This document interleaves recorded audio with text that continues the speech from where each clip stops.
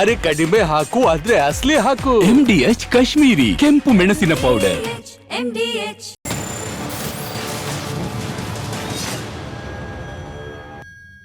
ನಮಸ್ಕಾರ, ಬಿಗ್ ಮಾರ್ನಿಂಗ್ಗೆ ಸ್ವಾಗತ. ನಾನು ಶ್ರೀಪಾದ್ ಪಾಟೀಲ್. ಸುದ್ದಿಗಳನ್ನ ಗಮನಿಸೋಣದಕ್ಕಿಂತ ಮುಂಚೆ ನಮ್ಮ ಪ್ರತಿನಿಧಿಗಳು ಕೂಡ ಜಾಯ್ನ್ ಆಗಿದ್ದಾರೆ.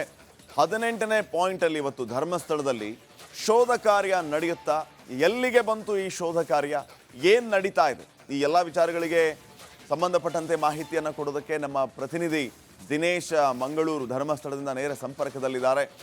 ಇದರ ಜೊತೆಗೆ ವಿಶ್ವ ಒಕ್ಕಲಿಗ ಮಹಾಸಂಸ್ಥಾನ ಮಠದ ಶ್ರೀ ಭೈರವೈಕ್ಯ ಆಗಿರುವಂಥದ್ದು, ಈ ಬಗ್ಗೆ ಮಾಹಿತಿಯನ್ನು ಕೊಡೋದಕ್ಕೆ ನಮ್ಮ ಪ್ರತಿನಿಧಿ ದೀಪ್ತಿ ಕೂಡ ನೇರ ಸಂಪರ್ಕದಲ್ಲಿದ್ದಾರೆ ಕೆಂಗೇರಿಯಿಂದ. ಇಬ್ಬರನ್ನು ಸಂಪರ್ಕ ಮಾಡ್ತೀನಿ ಅವರವರ ಸುದ್ದಿ ಬಂದಾಗ. ಸ್ಥಳದ ಕಥೆ ಏನಾಯಿತು, ಧರ್ಮಸ್ಥಳದಲ್ಲಿ ಸ್ಪಾಟ್ ನಂಬರ್ 18ರಲ್ಲಿ ಇವತ್ತು ಶೋಧ ನಡೆಯುತ್ತಾ ಅನ್ನುವಂತಹ ಪ್ರಶ್ನೆ ಇದೆ. ಸ್ಪಾಟ್ ನಂಬರ್ 18ಅನ್ನ ಎಲ್ಲಿ ತೋರಿಸ್ತಾನೆ ಈ ಮುಸುಕುಧಾರಿ? ನಿಗೂಢ ಸ್ಥಳಕ್ಕೆ ಕರೆದುಕೊಂಡು ಹೋಗ್ತಾನ ಅನಾಮಿಕ ಅನ್ನುವಂಥ ಪ್ರಶ್ನೆ ಇದೆ. ನಂಬರ್ 18ರ ಬಗ್ಗೆ ಗೌಪ್ಯತೆಯನ್ನು ಕಾಪಾಡಿಕೊಂಡಿದೆ SIT ಟೀಮ್. ಕುತೂಹಲವನ್ನ ಮೂಡಿಸಿದೆ ಸದ್ಯ ತನಿಖಾಧಿಕಾರಿಗಳ ನಡೆ.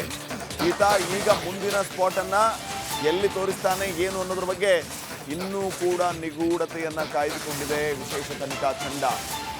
ಆತ ನಿಗೂಢ ಸ್ಥಳಕ್ಕೆ ಕರೆದುಕೊಂಡು ಹೋಗ್ತಾನ? ಈ ಸಾರಿ ಆ ಸ್ಪಾಟ್ ತೋರಿಸೋದು ಎಲ್ಲಿ, ಅಲ್ಲಿ ಏನಾದರೂ ಸಿಗ್ಬೋದಾ?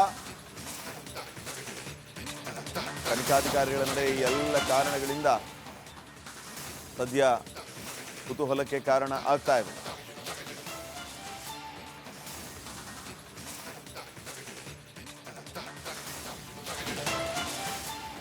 ಇನ್ನು ಸ್ಪಾಟ್ ನಂಬರ್ 15ಕ್ಕೆ ಸಂಬಂಧಪಟ್ಟಂತೆ ಸ್ಥಳೀಯರ ವಿಚಾರಣೆಯನ್ನ ಕೂಡ ಮಾಡಲಾಗಿದೆ. ಓರ್ವ ಮಹಿಳೆಯನ್ನ ವಿಚಾರಣೆ ನಡೆಸಿದಂತೆ SIT ಧರ್ಮಸ್ಥಳದ ಬೋಳಿಯಾರ್ನಲ್ಲಿ ಆ ಸ್ಪಾಟ್ ನಂಬರ್ 15 ಏನಿತ್ತು, ಆ ಪಾಯಿಂಟ್ ನಂಬರ್ 15ರಲ್ಲಿ ಉತ್ಖನನ ನಡೆಸಿದ್ರು ಕೂಡ ಏನು ಕೂಡ ಸಿಗಿರಲಿಲ್ಲ.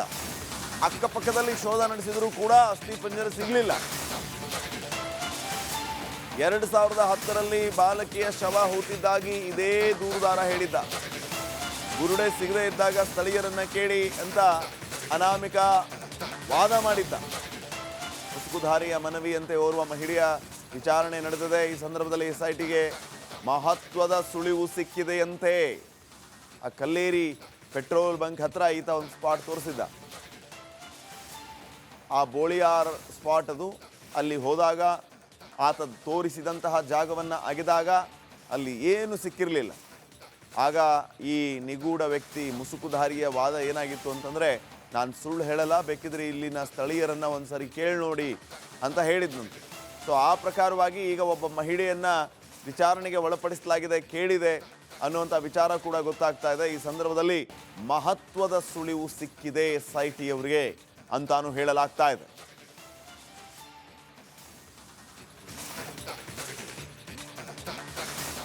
ಧರ್ಮಸ್ಥಳದಲ್ಲಿ ಅದೆಷ್ಟೇ ಮಣ್ಣು ಬಗೆದ್ರು ಒಂದೇ ಒಂದು ತಲೆಬುರುಡೆ ಸಿಗ್ತಾ ಇಲ್ಲ. 17 ಸಮಾಧಿಯನ್ನಾಗಿದ್ರೂ ಕೂಡ ಒಂದೇ ಒಂದು ಮೂಳೆ ಸಿಗ್ತಾ ಇಲ್ಲ. ಮುಸುಕುಧಾರಿಯೇ ಬುರುಡೆ ಬಿಡ್ತಿದ್ದಾನಾ ಅನ್ನುವಂತಹ ಅನುಮಾನ ಈಗ ಶುರುವಾಗಿದೆ. ಈ ಬೆನ್ನಲ್ಲೇ ತಲೆಬುರುಡೆ ಕೇಸ್ಗೆ ಬಿಗ್ ಟ್ವಿಸ್ಟ್ ಸಿಕ್ಕಿದೆ. 13 ವರ್ಷಗಳ ಹಿಂದಿನ ಕೇಸ್ಗೆ ಮರುಜೀವ ಬಂದಿದೆ. ಏನದು ಬನ್ನಿ ನೋಡ್ಕೊಂಬ.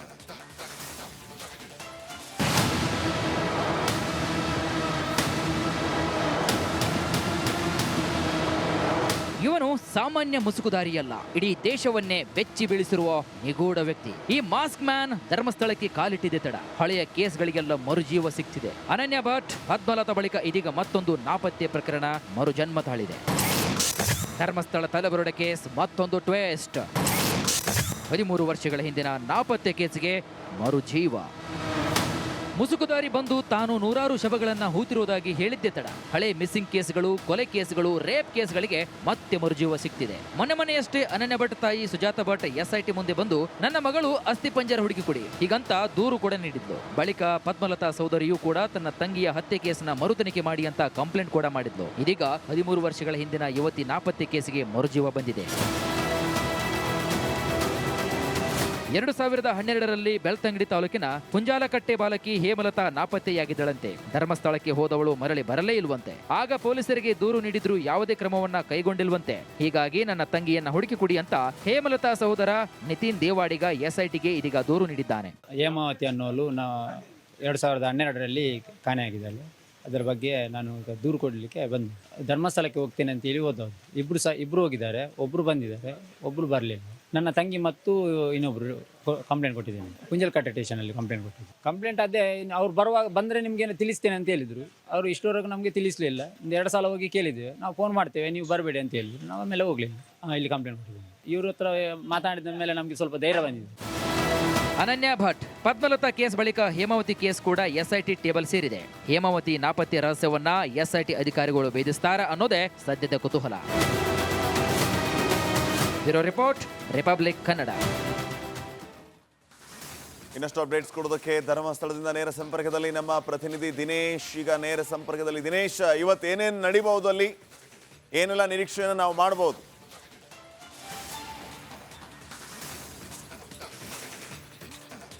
ಶ್ರೀಪಾದ್ ಪಾಟೀಲ್, ಇದುವರೆಗೆ 17 ಸ್ಪಾಟ್ಗಳ ಉತ್ಖನನ ಆಗಿರುವಂಥದ್ದು. ನಿನ್ನೆ ಸ್ವಾತಂತ್ರ್ಯೋತ್ಸವದ ಪ್ರಯುಕ್ತ ರಜೆ ಇತ್ತು. ಮೊನ್ನೆ ಧರ್ಮಸ್ಥಳ ಸಮೀಪದ ಕನ್ಯಾಡಿಯ ಖಾಸಗಿ ವ್ಯಕ್ತಿಗೆ ಸೇರಿದ ಜಾಗದ ಪಕ್ಕದಲ್ಲಿದ್ದಂಥ ನದಿ ಪಕ್ಕದ ಪರಂಬೋಕು ಸ್ಥಳದಲ್ಲಿ ಮೊನ್ನೆ ಉತ್ಖನನ ನಡೆದಿತ್ತು. 17ನೇ ಸ್ಪಾಟ್ನ ಉತ್ಖನನ.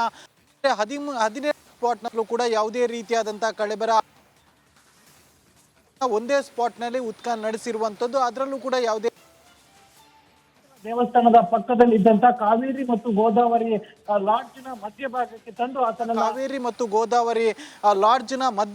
ತಂದು ಆತನನ್ನ ಮಹಜರು ಕೂಡ ಮಾಡಿರುವಂಥದ್ದು. ಅಂದರೆ ಆತ ವಿಚಾರಣೆ ಸಂದರ್ಭದಲ್ಲಿ ಹೇಳಿದಂತೆ ಮಾಹಿತಿ ಕಚೇರಿಯಿಂದ ನನಗೆ ಕಾಲ್ ಬರ್ತಾ ಇತ್ತು ಈ ರೀತಿಯಾಗಿ ಶವಗಳನ್ನು ಹೂಡಲಿಕ್ಕೆ, ಹೀಗಾಗಿ ನಾನು ಆ ಒಂದು ಜಾಗದಲ್ಲಿ ಕೂರ್ತಾ ಇದ್ದೆ ಅನ್ನುವಂಥ ಮಾಹಿತಿಯನ್ನು ಆತ ವಿಚಾರಣೆ ಸಂದರ್ಭದಲ್ಲಿ ಹೇಳಿದ್ದ. ಹೀಗಾಗಿ ಆತನನ್ನು ಸ್ಥಳ ಮಹಜರಿಗೋಸ್ಕರವಾಗಿ ಅಲ್ಲಿ ಕರೆದಲಾಗಿತ್ತು. ಅಲ್ಲಿ ಸ್ಥಳ ಮಹಜರು ಕೂಡ ಮಾಡಿರುವಂಥದ್ದು. ಇವತ್ತು 18ನೇ ಸ್ಪಾಟ್ನ ಉತ್ಖನನ ಆಗುತ್ತಾ ಅಥವಾ ಬೇರೆ ಸ್ಥಳದಲ್ಲಿ ಸ್ಥಳ ಮಹಜರು ಆಗುತ್ತಾ ಅನ್ನುವಂಥದ್ದು ಕಾದು ನೋಡಬೇಕಾಗಿದೆ. ಯಾಕಂದರೆ SIT ಅಧಿಕಾರಿಗಳ ನಡೆ ಬಹಳಷ್ಟು ಗೌಪ್ಯವಾಗಿ ಇಟ್ಟಿರುವಂಥದ್ದು. ಯಾವುದೇ ವಿಚಾರವನ್ನು ಕೂಡ ಅವರು ಮಾಹಿತಿ ಸೋರಿಕೆ ಆಗುವುದಕ್ಕೆ ಬಿಡೋದಿಲ್ಲ. ಇವತ್ತು ಕೂಡ ಪಂಚಾಯತಿಯವರಿಗೆ ಉತ್ಖನನಕ್ಕೆ ರೆಡಿ ಆಗಿರಿ ಅಂತ ಹೇಳಿರುವಂಥದ್ದು. ಆದರೆ ಯಾವುದು ಸ್ಪಾಟ್ ಅನ್ನುವಂಥದ್ದು ಮಾಹಿತಿಯನ್ನು ಇನ್ನೂ ಕೂಡ ಬಿಟ್ಟು ಕೊಡಲಿಲ್ಲ. ಹೀಗಾಗಿ ಇವತ್ತು ಕೂಡ ಒಂದು ಅನಿರೀಕ್ಷಿತ ಸ್ಪಾಟ್ನಲ್ಲಿ 18ನೇ ಪಾಯಿಂಟ್ನ ಉತ್ಖನನ ನಡೆಯುತ್ತಾ ಅನ್ನುವಂಥದ್ದು ಕಾದು ನೋಡಬೇಕಾಗಿದೆ. ಪಂಚಾಯತ್ ಕೂಡ ಇದಕ್ಕೆ ಬೇಕಾದಂಥ ಒಂದಷ್ಟು ಸಿದ್ಧತೆಗಳನ್ನು ಕೂಡ ಮಾಡಿಕೊಂಡಿರುವಂಥದ್ದು. ಅಂದರೆ ಉತ್ಖನನಕ್ಕೆ ಬೇಕಾದಂಥ ಸಾಮಗ್ರಿಗಳಾಗಿರ್ಬೋದು, ಕಾರ್ಮಿಕರ ತಯಾರಿ ಆಗಿರ್ಬೋದು, ಈ ರೀತಿಯಂಥ ತಯಾರಿಗಳನ್ನು ಈಗಾಗಲೇ ಪಂಚಾಯತ್ ಮಾಡಿಕೊಂಡಿರುವಂಥದ್ದು. ಇನ್ನೇನು ಕೆಲವೇ ಹೊತ್ತಿನಲ್ಲಿ ಆತ ಬೆಳ್ತಂಗಡಿ SIT ಕಚೇರಿಗೆ ಬರ್ತಾನೆ. ಬೆಳ್ತಂಗಡಿ SIT ಕಚೇರಿಗೆ ಬಂದು ಬೆಳಗಿನ ಒಂದಷ್ಟು ಪ್ರೊಸೀಜರ್ ಇರುತ್ತೆ. ಆ ಬಳಿಕ ಆತನನ್ನು ಸುಮಾರು 11 ಗಂಟೆ ವೇಳೆಗೆ ಧರ್ಮಸ್ಥಳ ಭಾಗಕ್ಕೆ ಕರೆದುಕೊಂಡು ಬರ್ತಾರೆ. ಆತ ಏನು ತೋರಿಸುವಂಥ ಪಾಯಿಂಟಲ್ಲಿ ಇವತ್ತು ಕೂಡ ಉತ್ಖನನ ನಡೆಯುವಂಥ ಸಾಧ್ಯತೆ ಇದೆ. ಆದರೆ ಇವತ್ತು ಉತ್ಖನನ ನಡೆಯುತ್ತಾ ಅಥವಾ ಆತನ ಬೇರೆ ಕಡೆಯಲ್ಲಿ ಆತನನ್ನು ಮಹಜರು ಮಾಡ್ತಾರಾ ಅನ್ನುವಂಥದ್ದು ಕಾದು ನೋಡಬೇಕಾಗಿದೆ ಶ್ರೀಪಾದ್ ಪಾಟೀಲ್. ಇದರ ಜೊತೆಗೆ ಬೇರೆ ಬೇರೆ ಅಂಶಗಳು ಕೂಡ ಬೆಳಕಿಗೆ ಬರ್ತಾ ಇರುವಂಥದ್ದು. 15ನೇ ಸ್ಪಾಟಿಗೆ ಸಂಬಂಧಿಸಿದಂತೆ ಒಬ್ಬರು ಸಾಕ್ಷಿ ಸಿಕ್ಕಿದ್ದಾರೆ ಅನ್ನುವಂಥ ಮಾಹಿತಿ ಕೂಡ ಸಿಗ್ತಾ ಇರುವಂಥದ್ದು. ಯಾಕಂದರೆ 15ನೇ ಸ್ಪಾಟ್ ಧರ್ಮಸ್ಥಳದ ಬೋಳಿಯಾರ್ನಲ್ಲಿ ಆಗಿರುವಂಥ ಉತ್ಖನನ. ಅಲ್ಲಿ ಯಾವುದೇ ರೀತಿಯಾದಂಥ ಕಳೆಬರ ಪತ್ತೆ ಆಗಿಲ್ಲ. ಆದರೆ ಆತ ಏನು ವ್ಯಕ್ತಿ ಏನಿದ್ದಾನೆ ಆತ ಹೇಳಿದಂತೆ ಇಲ್ಲಿ ಸಿಗದೇ ಇರ್ಬೋದು. ಆದರೆ ಇದರ ಬಗ್ಗೆ ಸ್ಥಳೀಯರಿಗೆ ಮಾಹಿತಿ ಗೊತ್ತಿದೆ. ನಾನು ಆ ಒಂದು ಶವವನ್ನು ಹೂಳುವಂಥ ಸಮಯದಲ್ಲಿ ಹಾರೆಯನ್ನು ತೊಳೆಯುವುದಕ್ಕಾಗಿರ್ಬೋದು, ನೀರನ್ನು ಕುಡಿಯುವುದಕ್ಕಾಗಿರ್ಬೋದು ಪಕ್ಕದ ಮನೆಗೆ ಹೋಗಿದ್ದೇನೆ. ಹೀಗಾಗಿ ಪಕ್ಕದ ಅಂದರೆ ಅಲ್ಲಿನ ಸ್ಥಳೀಯರನ್ನು ವಿಚಾರಣೆ ನಡೆಸಿ ಅನ್ನುವಂಥ ಒಂದು ವಾದವನ್ನು ಮುಂದಿಟ್ಟಿದ್ದ SIT ಮುಂದೆ. ಹೀಗಾಗಿ SIT ಅಧಿಕಾರಿಗಳು ಆ ಒಂದು ಪಾಯಿಂಟ್ನ ಸ್ಥಳೀಯರನ್ನು ಒಂದಷ್ಟು ವಿಚಾರಣೆಗೆ ಒಳಪಡಿಸಿದ್ದಾರೆ ಅನ್ನುವಂಥ ಮಾಹಿತಿಗಳು ಕೂಡ ಸಿಗುವಂಥದ್ದು. ಜೊತೆಗೆ ಓರ್ವ ಮಹಿಳೆಯನ್ನು ತೀವ್ರ ವಿಚಾರಣೆಗೊಳಿಸಿದಾಗ ಒಂದಷ್ಟು ಮಹತ್ವದ ಸುಳಿವು ಸಿಕ್ಕಿದೆ ಅನ್ನುವಂಥ ಅಂಶಗಳು ಕೂಡ ಗೊತ್ತಾಗ್ತಾ ಇರುವಂಥದ್ದು. ಒಟ್ಟಿನಲ್ಲಿ SIT ತನಿಖೆ ಸಾಗ್ತಾ ಇದೆ. ಜೊತೆಗೆ ಉತ್ಖನನವೂ ಕೂಡ ಸಾಗ್ತಾ ಇರುವಂಥದ್ದು. ಜೊತೆಗೆ ಒಂದಷ್ಟು ಪರಿಶೀಲನೆಯಲ್ಲಿ ಕೂಡ SIT ಟೀಮ್ ತೊಡಗಿರುವಂಥದ್ದು ಶ್ರೀಪಾದ್ ಪಾಟೀಲ್. ಇವತ್ತು 18ನೇ ಸ್ಪಾಟ್ ಎಲ್ಲಿ ಇರುತ್ತೆ ಅನ್ನುವಂಥದ್ದೇ ಇನ್ನೂ ಕೂಡ ನಿಗೂಢವಾಗಿರುವಂಥದ್ದು Shripad Patil. Okay, thank you Dinesh ಮಾಹಿತಿಯಾಗಿ.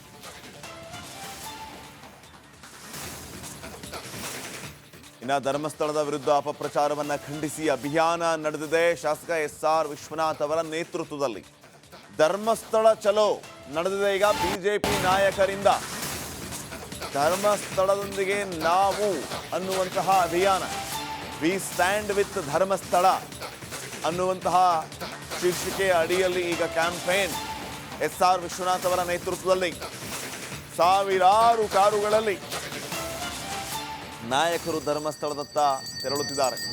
ಧರ್ಮಸ್ಥಳಕ್ಕೆ ಹೋಗುವ ಮುನ್ನ ವಾಹನಕ್ಕೆ ಪೂಜೆಯನ್ನು ಸಲ್ಲಿಸಿ ಅಲ್ಲಿ ಪ್ರಯಾಣವನ್ನು ಆರಂಭಿಸ್ತಾ ಇರೋದು.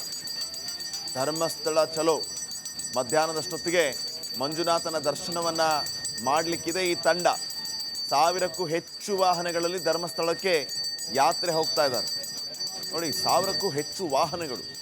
ಇವರೆಲ್ಲರ ಉದ್ದೇಶ, ನಾವು ಧರ್ಮಸ್ಥಳ ಕ್ಷೇತ್ರದ ಜೊತೆಗೆ ಇದ್ದೀವಿ. ಯಾರು ಕುತಂತ್ರಿಗಳು ಷಡ್ಯಂತ್ರವನ್ನು ಮಾಡಿ ಕ್ಷೇತ್ರದ ಬಗ್ಗೆ ಅಪಪ್ರಚಾರವನ್ನು ಮಾಡ್ತಾ ಇದ್ದಾರೋ ಅಂಥವರ ಬೇಳೆ ಬೇಯೋದಕ್ಕೆ ಬಿಡೋದಿಲ್ಲ.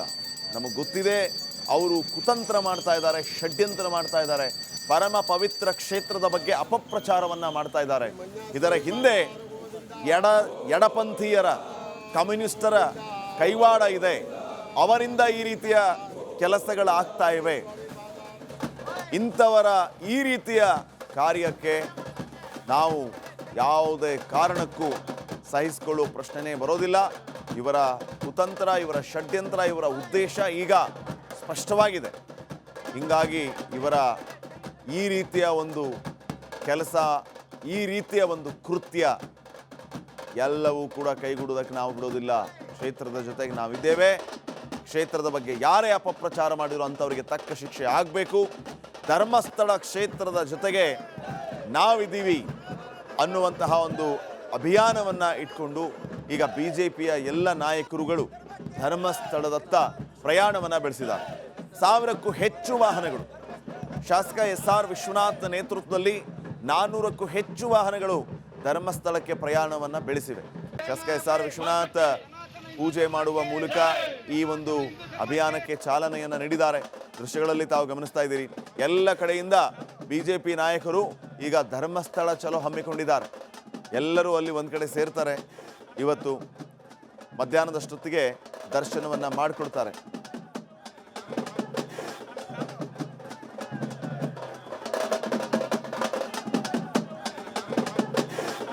ಬಹಳ ಅತ್ಯಂತ ಶಿಸ್ತುಬದ್ಧವಾಗಿ ಈ ಒಂದು ರ್ಯಾಲಿ ಏನು ನಾವು ಧರ್ಮಸ್ಥಳ ಚಲೋ ಹೋಗ್ತಾ ಇದೀವಿ, ಇದು ಯಶಸ್ವಿ ಆಗ್ಬೇಕು ಅಂತ ಹೇಳಿ ಫ್ರಂಟ್ ಗಾಡಿ ಒಂದು ಹೋಗ್ತದೆ, 50 ಕಿಲೋಮೀಟರ್ ಮೇಂಟೈನ್ ಮಾಡ್ತೀವಿ ನಾವು.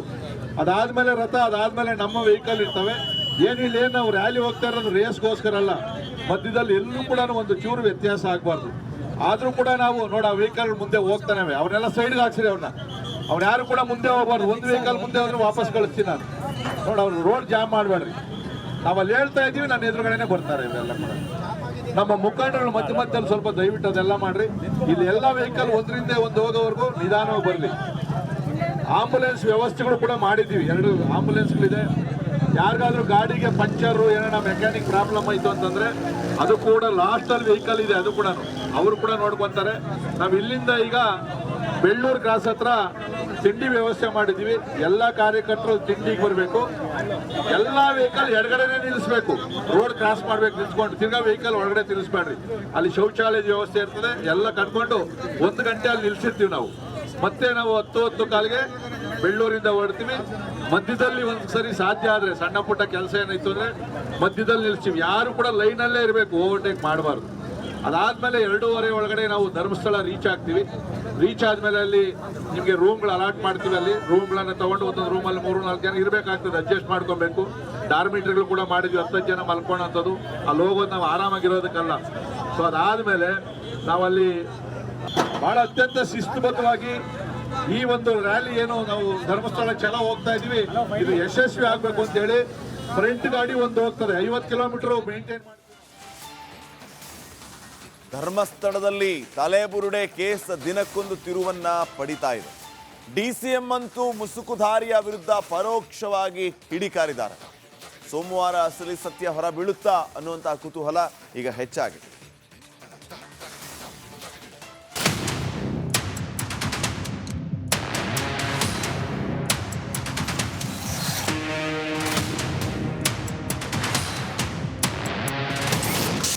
ಧರ್ಮಸ್ಥಳ ಪ್ರಕರಣಕ್ಕೆ ಟ್ವಿಸ್ಟ್ ಕೊಟ್ಟ DKಶಿ. ಸೋಮವಾರ ಹೊರಬೀಳುತ್ತಾ ಅಸಲಿ ಸತ್ಯ. ಧರ್ಮಸ್ಥಳ ಶವ ಹೂತಿಟ್ಟ ಆರೋಪ ಪ್ರಕರಣಕ್ಕೆ ದಿನಕ್ಕೊಂದು ತಿರುವು ಸಿಗ್ತಿದೆ. ಮುಸುಕುದಾರಿ ಹೇಳಿದಂತೆ ಉತ್ಖನನ ನಡೆಸಿದ್ರೂ ಯಾವ ಕುರುಹು ಸಿಕ್ಕಿಲ್ಲ. ಮಾಸ್ಕ್ ಮ್ಯಾನ್ ತೋರಿಸಿದ ಜಾಗಗಳಲ್ಲಿ ಅಗೆದು ಪರಿಶೀಲನೆ ಮಾಡಲಾಗಿದ್ದು 6ನೇ ಸ್ಥಳದಲ್ಲಿ ಮಾತ್ರ ಅಸ್ಥಿಪಂಜರ ದೊರೆತಿದೆ. ಇನ್ನುಳಿದಂತೆ ಯಾವುದೇ ಕಳೆ ಬರಹಗಳು ಸಿಕ್ಕಿಲ್ಲ. ಇದೇ ಪ್ರಕರಣ ಸಂಬಂಧ DK ಶಿವಕುಮಾರ್ ಕೊನೆಗೂ ಮಾತನಾಡಿದ್ದು, ಇದೊಂದು ಖಾಲಿ ಟ್ರಂಕ್ ಎಂದು ಸ್ಫೋಟಕವಾದ ಹೇಳಿಕೆ ನೀಡಿದ್ದಾರೆ. I know the entire detail what is ನನಗೂ ಗೊತ್ತಿದೆ, ಬರೀ ಪುಟ್ಟಿ ಖಾಲಿ ಟ್ರಂಕೆ ಅದು ಕೇಸು, ಏನು ಇಲ್ಲ, ಅದು ಸದ್ ಜಾಸ್ತಿ ಮಾಡ್ತಾ ಇದೆ ಅಷ್ಟೇ. ಅದಕ್ಕೆ ನಾವು ಹೇಳಿದ್ದೀವಿ, ಹೋಮ್ ಮಿನಿಸ್ಟ್ರು ಇವತ್ತು ಸ್ವಲ್ಪ ಮಾತಾಡಿ ತಿರ್ಗಾ ಸೋಮವಾರ ಡೀಟೇಲಾಗಿ ರಿಪೋರ್ಟ್ ತರಿಸ್ಕೊಂಡೇ ಏನು ಬೇಕೋ ಹೇಳ್ತಾರೆ. ಎಸ್ಐಟಿ ತನಿಖೆಯಿಂದ ಸತ್ಯ ಹೊರಗೆ ಬರಲಿದೆ. ನೋಡಿ, ಧರ್ಮಸ್ಥಳ ಪರ ಅಲ್ಲ, ವಿರೋಧ ಅಲ್ಲ, ನ್ಯಾಯಬದ್ಧವಾಗಿ ನಡಿಬೇಕು. ನನಗೆ ಆತ್ಮವಿಶ್ವಾಸ ಇದೆ. ನಾನು ಭಾಳ ಹತ್ತಿರದಿಂದ ಅಲ್ಲಿ ನೋಡಿದ್ದೇನೆ, ಅಲ್ಲಿ ಭಕ್ತಿ ಶ್ರದ್ಧೆ ಎಲ್ಲ ಯಾವ ರೀತಿ ನಡೀತಿದೆ ಅಂತ. ಏನು ಒಂದು ಷಡ್ಯಂತ್ರ ನಡೆದು ಅದು ಮುಂದಿನ ದಿನದಲ್ಲಿ ತನಿಖೆಯಿಂದ ಹೊರಗಡೆ ಬರ್ತದೆ. ಅದು ನನ್ನ ವೈಯಕ್ತಿಕವಾದಂಥ ಒಂದು ಅನುಭವ. ನಾಳೆ ನಮ್ಮ ಹೋಮ್ ಮಿನಿಸ್ಟರ್ ಅವರು ಅಸೆಂಬ್ಲಿಲಿ ಉತ್ತರವನ್ನು ಕೊಡುವಂಥ ಸಂದರ್ಭದಲ್ಲಿ ಸೋಮವಾರ ಬಹುಶಃ ಏನು ಸತ್ಯ ಇದೆ ಆ ಸತ್ಯವನ್ನು ಈ ನಾಡಿನ ಜನತೆಗೆ ತಿಳಿಸ್ತಾರೆ ಅನ್ನೋ ಒಂದು ಆತ್ಮವಿಶ್ವಾಸ ನನಗೆ ವೈಯಕ್ತಿಕವಾಗಿದೆ. ಧರ್ಮಸ್ಥಳ ಕ್ಷೇತ್ರದ ವಿರುದ್ಧ ಷಡ್ಯಂತ್ರ ಆರೋಪ. ಡಿಸಿಎಂ ಹೇಳಿಕೆಗೆ ಲಕ್ಷ್ಮೀ ಹೆಬ್ಬಾಳ್ಕರ್ ಸಹಮತ. ಧರ್ಮಸ್ಥಳ ಸಂಘ ಮಾಡಿಕೊಂಡು ಕೆಲಸ ಮಾಡೋದಾಗ್ಲಿ ಅಥವಾ ಸಾಮಾಜಿಕ ಬದ್ಧತೆ ಕಾಳಜಿಯನ್ನ ಇಟ್ಕೊಂಡು ಅನೇಕ ಸಾಮಾಜಿಕ ಕೆಲಸಗಳನ್ನ ಮಾಡ್ತಾ ಇದ್ದಾರೆ. ಅದರಲ್ಲೂ ಮಹಾಪ್ರಸಾದ ಅಂತ ಒಂದು ಅನ್ನದಾಸೋಹವನ್ನ ಮುಂದೆ ಇಟ್ಕೊಂಡು ಮಾಡ್ತಾ ಇದ್ದಾರೆ. ನಿಜವಾಗ್ಲೂ ಅದೆಲ್ಲ ನಮಗೆ ಆದರ್ಶ. ನಾನು ಇಷ್ಟನ್ನೇ ಮಾತಾಡ್ತೀನಿ ಹೊರತಾಗಿ SIT ತನಿಖೆ ನಡೀತಾ ಇದೆ. ಇದು ಷಡ್ಯಂತ್ರ ಅದೆಲ್ಲ ನಮ್ಮ DCM ಅವರಿಗೆ ಚೆನ್ನಾಗಿ ಗೊತ್ತಿದೆ. ಮತ್ತು ಅವರ ಒಂದು ಏನು DCM ಅವರು ಏನು ಸೆಂಟೆನ್ಸ್ ಹೇಳಿದ್ದಾರೆ, ಒಂದು ವ್ಯಾಖ್ಯಾನ ಮಾಡಿದ್ದಾರೆ, ಅದಕ್ಕೆ ನಾನು ಕೂಡ ಧ್ವನಿಗೂಡಿಸ್ತೀನಿ ಅಂತ ಹೇಳ್ತೀನಿ. ಧರ್ಮಸ್ಥಳದಲ್ಲಿ SIT ತನಿಖೆ ಮುಗೀತಾ? SIT ತನಿಖೆಯಿಂದ ಹಿಂದೆ ಸರಿತಾ ಸರ್ಕಾರ? DCM DK ಶಿವಕುಮಾರ್ ಮಾತುಗಳನ್ನ ಕೇಳ್ತಿದ್ರೆ ಧರ್ಮಸ್ಥಳ ವಿರುದ್ಧ ಷಡ್ಯಂತ್ರ ನಡೀತಿದೆ ಅನ್ನೋದನ್ನ ಸರ್ಕಾರವೇ ಒಪ್ಪಿಕೊಂಡಂತಿದೆ. ಹೀಗಾಗಿ ಸರ್ಕಾರ SIT ತನಿಖೆಯಿಂದಾನೇ ಹಿಂದೆ ಸರಿಯುತ್ತಾ ಅನ್ನೋ ಪ್ರಶ್ನೆ ಮೂಡಿದೆ. Bureau report, republic Kannada. Darshan ಅಭಿನಯದ ಡೆವಿಲ್ ಶೂಟಿಂಗ್ ಕಂಪ್ಲೀಟ್ ಆಗಿರುವಂಥದ್ದು ತರಾತುರಿಯಲ್ಲೇ ಚಿತ್ರೀಕರಣವನ್ನ ಮುಗಿಸಿದೆ ಡೆವಿಲ್ ಚಿತ್ರತಂಡ. ದರ್ಶನ್ ಮತ್ತೆ ಜೈಲಿಗೆ ಹೋಗ್ತಾರೆ ಅನ್ನೋದು ಇವ್ರಿಗೆ ಗೊತ್ತಿತ್ತ ಅಂತ, ಹಿಂಗಾಗಿ ಸಿಕ್ಕ ಸಮಯದಲ್ಲೇ ಬೇಗ ಶೂಟಿಂಗ್ ಮುಗಿಸ್ಕೊಂಡ್ಬಿಟ್ಟಿದ್ದಾರೆ. ಚಿತ್ರೀಕರಣವನ್ನ ಮುಗಿಸಿದೆ ಡೆವಿಲ್ ಚಿತ್ರತಂಡ. ಮೊದಲು ಡಬ್ಬಿಂಗ್ ಮುಗಿಸಿದ್ದ ಡೆವಿಲ್ ಚಿತ್ರತಂಡ ಬಳಿಕ ಸಾಂಗ್ ಶೂಟಿಂಗ್ಗೆ ಅಂತ ಥೈಲ್ಯಾಂಡ್ಗೆ ಹೋಗಿತ್ತು. ಮೊದಲ ಸಾಂಗ್ ರಿಲೀಸ್ಗೆ ಪ್ಲಾನ್ ಕೂಡ ಮಾಡಿಕೊಂಡಿದ್ದ ಟೀಮ್ ಅಕ್ಟೋಬರ್ನಲ್ಲಿ ಡೆವಿಲ್ ಬಿಡುಗಡೆ ಮಾಡೋದಕ್ಕೆ ಈಗ ಪ್ಲಾನ್ ಮಾಡಲಾಗ್ತಾ ಇದೆ.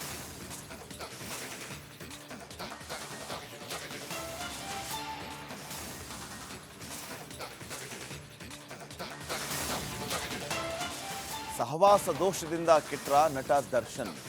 ದರ್ಶನ್ ಬಗ್ಗೆ ಚಿತ್ರರಂಗದ ತಾರೆಯರು ಏನ್ ಹೇಳ್ತಾರೆ? ದರ್ಶನ್ ನಿಮ್ಮ ಜೀವನದಲ್ಲಿ ಅಳವಡಿಸ್ಕೋಬೇಡಿ. ದರ್ಶನ್ ಫ್ಯಾನ್ಸ್ಗೆ ನಟಿ ಪ್ರಿಯಾ ಹಾಸನ್ ಸಲಹೆಯನ್ನ ಕೊಡ್ತಾ ಇದ್ದಾರೆ. ದರ್ಶನನ್ನ ನಿಮ್ಮ ಜೀವನದಲ್ಲಿ ಅಳವಡಿಸ್ಕೋಬೇಡಿ ಅಂತ ಪ್ರಿಯಾ ಹಾಸನ್ ಹೇಳ್ತಾ ಇರೋದು. ಸಹವಾಸ ದೋಷದಿಂದ ದರ್ಶನ್ ಕೆಟ್ರು ಅನ್ಸುತ್ತೆ.